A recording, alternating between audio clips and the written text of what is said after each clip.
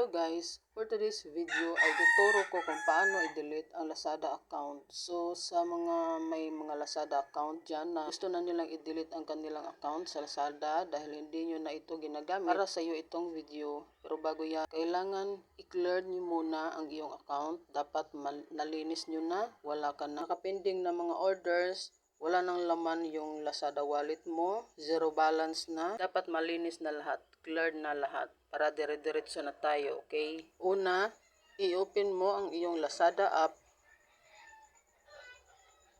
at i-click itong account na nasa baba, yan.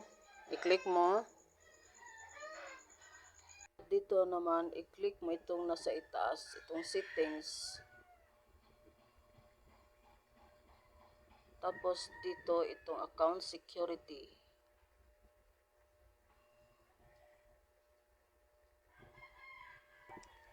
I-click itong account deletion.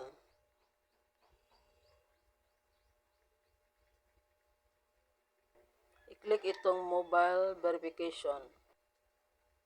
At pili ka dito kung via text message or sa WhatsApp para makapag-send ng OTP si Lazada. At pinili ko yung text messages. Tapos hintayin lang natin yung OTP na isi-send ni Lazada.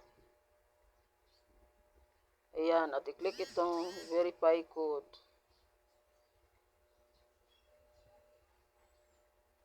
At dito naman, pili ka kung anong reason mo kung bakit mo i-delete yung iyong account. So, pinili ko itong not using this account anymore. At dito naman, basahin mo yung mga terms and conditions ni Lazada, kung ano yung mga consequences kung i-delete mo yung iyong account. At kapag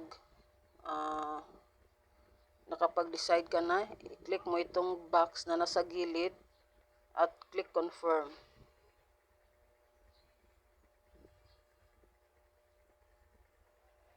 I-click itong confirm.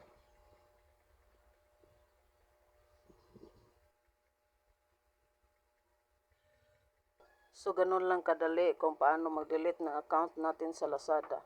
Sana nakatulong itong video sa iyo at kung nagustuhan mo itong video, paki-subscribe naman. Salamat!